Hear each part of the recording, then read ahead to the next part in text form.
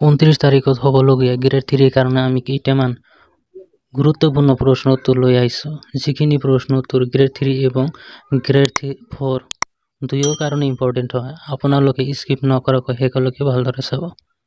ধন্যবাদ। আজিৰ প্ৰথম প্ৰশ্ন, কোনজন ৰজাৰ ৰাজত্বকালত কামৰূপ ৰাজ্যৰ ৰাজধানী কমতাপুৰলৈ স্থানান্তৰণ কৰিছিল? আনসাৰ, সন্ধ্যাৰ ৰাজত্বকালত। নেক্সট, হিউয়েন চাং অসমৰ বিষয়ে লিখে গ্ৰন্থখনৰ নাম কি? আনসাৰ, চিউকি। 640 খ্ৰীষ্টাব্দত হিউয়েন চাং অসমলৈ আহিছিল। নেক্সট, কোন গৰাকী ভাৰতীয় সৰ্বপ্ৰথম সাহিত্য নোবেল বঁটা লাভ কৰিছিল? আনসাৰ, ৰবীন্দ্ৰনাথ ঠাকুৰ সৰ্বপ্ৰথম সাহিত্য নোবেল বঁটা লাভ কৰিছিল আৰু গীতাঞ্জলি কবিতা পুথিখনৰ বাবে তেওঁ নোবেল বঁটা পাইছিল। নেক্সট, মানাহ ৰাষ্ট্ৰীয় উদ্যান কোনখন জিলাত অৱস্থিত? মানাহ ৰাষ্ট্ৰীয় উদ্যান চিৰাং আৰু বাক্সা জিলাত অৱস্থিত। মানাহ ৰাষ্ট্ৰীয় উদ্যানখনৰ কিলোমিটাৰ হ'ল 500 বৰ্গ কিলোমিটাৰ। মানাহ ৰাষ্ট্ৰীয় উদ্যানখন 1990 চনত ৰাষ্ট্ৰীয় উদ্যান হিচাপে স্বীকৃতি লাভ কৰে। নেক্সট, ডিব্ৰু-ছৈখোৱা ৰাষ্ট্ৰীয় উদ্যান কোনখন জিলাত অৱস্থিত? এনসাৰ, ডিব্ৰুগড় আৰু তিনিচুকীয়া জিলাত অৱস্থিত। ডিব্ৰু-ছৈখোৱা ৰাষ্ট্ৰীয় উদ্যানখন 1995 চনত অভয়াৰণ্য হিচাপে স্বীকৃতি লাভ কৰে আৰু 1999 চনত ৰাষ্ট্ৰীয় উদ্যান হিচাপে স্বীকৃতি পায়। মানাহ ৰাষ্ট্ৰীয় উদ্যানত বনৰীয়া ঘোঁৰা আৰু দেওহাঁহৰ বাবে বিখ্যাত। নেক্সট, অসমীয়া ছবি জগতৰ পিতৃ বুলি কাক কোৱা হয়? এনসাৰ, জ্যোতিপ্ৰসাদ আগৰৱালাক অসমীয়া ছবি জগতৰ পিতৃ বুলি কোৱা হয়। পৰৱৰ্তী প্ৰশ্ন, ৰাষ্ট্ৰপতি পুৰস্কাৰ লাভ কৰা প্ৰথম অসমীয়া চলচ্চিত্ৰখনৰ নাম কি? এনসাৰ, পিয়লি ফুকন হ'ল ৰাষ্ট্ৰপতি পুৰস্কাৰ লাভ কৰা প্ৰথম অসমীয়া চলচ্চিত্ৰ। দূৰদৰ্শনৰ জৰিয়তে সম্প্ৰচাৰ কৰা প্ৰথম অসমীয়া চলচ্চিত্ৰখনৰ নাম কি? বৃষ্টি।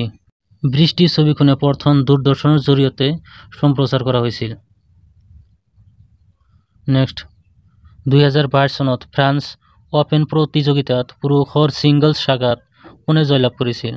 এনসাৰ, ৰাফেল নাডাল পুৰুষৰ ছিংগল শাখাত জয়লাভ কৰিছিল। নেক্সট, ভাৰতৰ সংবিধানৰ কোনটো অনুচ্ছেদত উত্তৰ-পূব ভাৰতৰ ৰাজ্যসমূহক বিশেষ মৰ্যাদা প্ৰদান কৰে? এনসাৰ, অনুচ্ছেদ 371। 371 অনুচ্ছেদ অনুযায়ী উত্তৰ-পূব ভাৰতৰ ৰাজ্যসমূহক বিশেষ মৰ্যাদা প্ৰদান কৰা হয়। নেক্সট, বীৰ চিলাৰায়ৰ প্ৰকৃত নাম কি আছিল? এনসাৰ, শুক্লধ্বজ আছিল বীৰ চিলাৰায়ৰ প্ৰকৃত নাম। নেক্সট, ৰাষ্ট্ৰীয় খাদ্য সুৰক্ষা আইনখন কিমান চনত কাৰ্যকৰী কৰা হয়? উত্তৰ 2013 চনত ৰাষ্ট্ৰীয় খাদ্য সুৰক্ষা আইনখন কাৰ্যকৰী কৰা হয়। নেক্সট, ভাৰতত দ্য ইণ্ডিপেণ্ডেণ্ট লেবাৰ পাৰ্টিৰ প্ৰতিষ্ঠাপক কোন আছিল? Doctor BR. আম্বেদকাৰ আছিল ইণ্ডিপেণ্ডেণ্ট লেবাৰ পাৰ্টিৰ প্ৰতিষ্ঠাতা। কোনজন ৰজাই যোৰহাটক আহোম ৰাজ্যৰ ৰাজধানী হিচাপে স্বীকৃতি দিছিল? স্বৰ্গদেউ গৌৰীনাথ সিংহই যোৰহাটক আহোম ৰাজ্যৰ ৰাজধানী হিচাপে স্বীকৃতি দিছিল। কোনগৰাকী সম্ৰাটে ভাৰতৰ গ্ৰেণ্ড ট্ৰাংক ৰোড নিৰ্মাণ কৰাইছিল? উত্তৰ, শ্বেৰ শাহ ছুৰী ভাৰতৰ গ্ৰেণ্ড ট্ৰাংক ৰোড নিৰ্মাণ কৰাইছিল। ভাৰতবৰ্ষত মোগল সাম্ৰাজ্যৰ প্ৰতিষ্ঠাতা কোন আছিল? এনসাৰ, বাবৰ আছিল ভাৰতবৰ্ষৰ মোগল সাম্ৰাজ্যৰ প্ৰতিষ্ঠাতা। নেক্সট, কোন ঠাইত ভাৰতে প্ৰথমটো পাৰমাণৱিক আহিলাৰ পৰীক্ষণ কৰিছিল? পোখৰাণ। ৰাজস্থানৰ পোখৰাণ নামৰ ঠাইত ভাৰতে প্ৰথমটো পাৰমাণৱিক আহিলাৰ পৰীক্ষণ চলাইছিল। নেক্সট, আইনজীৱীদেৰ স্বৰ্গৰাজ্য বুলি কোন দেশৰ সংবিধান পৰিচিত? এনসাৰ, ভাৰতৰ সংবিধানখন আইনজীৱীদেৰ স্বৰ্গৰাজ্য বুলি কোৱা হয়। পৰৱৰ্তী প্ৰশ্ন, কোন চনত ভাৰতৰ ভোটাধিকাৰৰ বয়স 21 বছৰৰ পৰা 18 বছৰ কৰা হয়? 1989 চনত ভাৰতৰ ভোটাধিকাৰৰ বয়স 21 বছৰৰ পৰা 18 বছৰ কৰা হয়। পৰৱৰ্তী প্ৰশ্ন, ভাৰতৰ সংবিধানে কিমানটা ভাষাক স্বীকৃতি প্ৰদান কৰে? আনসার, 22টি ভাষাক ভারতের সংবিধানে সমান মর্যাদা প্রদান করেছে। পৃথিবীর কোন ব্যক্তি সর্বপ্রথম চাঁদে পা রাখেন?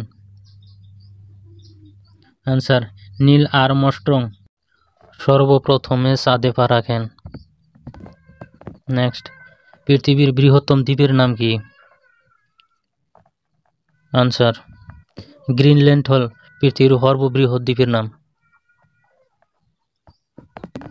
ভারতে কেতিয়া প্রথম রকেট নিক্ষেপ করেছিল? আনসার, 21 নভেম্বর 1963 সনত ভারতে সর্বপ্রথম রকেট নিক্ষেপ করেছিল। পরবর্তী প্রশ্ন, চন্দ্রযান 3 মিশন কোন ঠাইৰ পৰা উৎক্ষেপণ কৰা হৈছিল? শ্ৰীহৰিকোটা সতীশ ধাৱান মহাকাশ কেন্দ্ৰৰ পৰা চন্দ্ৰযান 3 উৎক্ষেপণ কৰা হৈছিল আৰু এই কেন্দ্ৰটো অন্ধ্ৰপ্ৰদেশত অৱস্থিত। নেক্সট, 1942 চনৰ বিপ্লৱৰ সময়ত অসমৰ প্ৰথম শহীদ হোৱা ব্যক্তিজনৰ নাম কি? আনসাৰ, কনকলতা বৰুৱা। কনকলতা বৰুৱা 1942 চনৰ বিপ্লৱৰ সময়ত শহীদ হোৱা প্ৰথম ব্যক্তি। আন্তঃৰাষ্ট্ৰীয় অলিম্পিক সমিতিৰ মুখ্য কাৰ্যালয় ক'ত অৱস্থিত?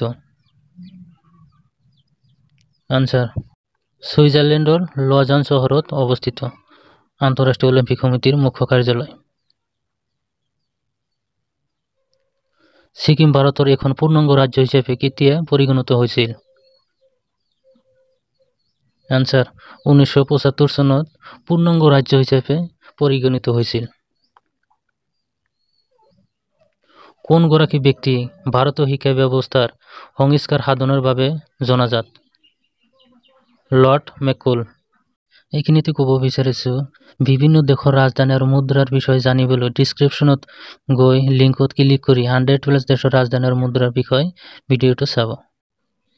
অসমত প্ৰথমখন আন্তঃৰাষ্ট্ৰীয় ক্ৰিকেট খেল কেতিয়া অনুষ্ঠিত হৈছিল? 1983 চনত অসমত প্ৰথম আন্তঃৰাষ্ট্ৰীয় ক্ৰিকেট খেল অনুষ্ঠিত হৈছিল। লেডী ৰতন টাটা খেলখন কোন খেলৰ লগত জড়িত? আনসাৰ, হকি খেলৰ লগত জড়িত লেডী ৰতন টাটা খেলখন। এনেধৰণৰ ভিডিঅ'বিলাক চাবলৈ আমাৰ চেনেলটো লাইক, কমেণ্ট এণ্ড ছাবস্ক্ৰাইব কৰি লগতে থাকিব আৰু সহায় সহযোগিতা কৰিব। ধন্যবাদ।